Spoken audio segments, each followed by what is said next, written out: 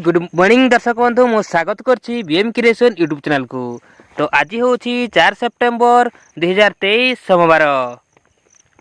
तो ये 8टा बेले खबर आछि एबे भी आंचलिक पाणीपाग विज्ञान केन्द्र पक्षर एक बड़ खबर सामना को आसी। वर्तमान जहाँ सूचना मिलुछि डराउछि बिजुली 2030 वज्रपात 7 जाए प्रबल वर्षा। तो सूचना अनुसार गतकाली भली आज भी राज्य में भयंकर बिजुली घड़घड़ी मारिथिला। एथिसह विभिन्न स्थान में वर्षा मध्य होईछि। आज अपराह्न 4:30 भितर आकाश में बादल सह बादल माड़ होई 3352 बिजुली उत्पन्न होइथिबा बेले बादल पृथ्वी पृष्ठ में 2030 टी बिजुली मारिछि।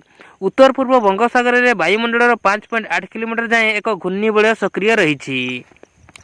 सेथिपाई आपण माने वीडियो को शेष जाए देखंतु, जहा द्वारा आपण को अंचल रे पाणीपागर केउ भले भाबे हेबो आपण माने सठिक सूचना जानि परिबे। सेथिपाई वीडियो गोटे लाइक करंतु, चैनल पई जदि नुआ तेबे सब्सक्राइब करंतु, आउ पाखरे थिबा बेल आइकन को टच करी ऑल पुरे क्लिक करंतु, जहा द्वारा एभली लेटेस्ट पाणीपागर सठिक सूचना आपण माने हम चैनल माध्यम रे सर्वप्रथम देखि परिबे।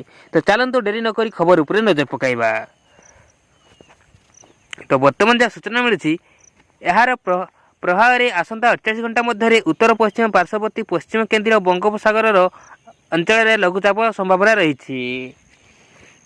घूर्णिबलय प्रभाव में आज उपकूल ओडिशा रे विभिन्न स्थान में वर्षा हो जाइछि। आंचलिक पाणीपाग विज्ञान केन्द्र सूचना मुताबक आसंता काली कोरापुट, कलाहांडी, मालकानगिरी, नवरंगपुर आदि जिले में प्रबल अति प्रबल वर्षार संभावना रही बेले खोर्धा, पुरी, कटक, ढेंकानाल, केन्दुझर, सम्बलपुर, अनुगुल, सोनपुर, बौद्ध, बरगढ़, रायगड़ा, बलांगीर, नुआपड़ा, गंजाम और गजपति जिले में प्रबल वर्षा संभावना रहुछि। सेही भली अवशिष्ट ओडिशा रे बिजुली घड़घड़ी सह वर्षा हेबो। 7 तारिख जाए राज्य में विभिन्न स्थान में प्रबल वर्षा संभावना रही। 6 तारिख ठार राज्य में वर्षार प्रभाव किछि मात्रा कमी पारे।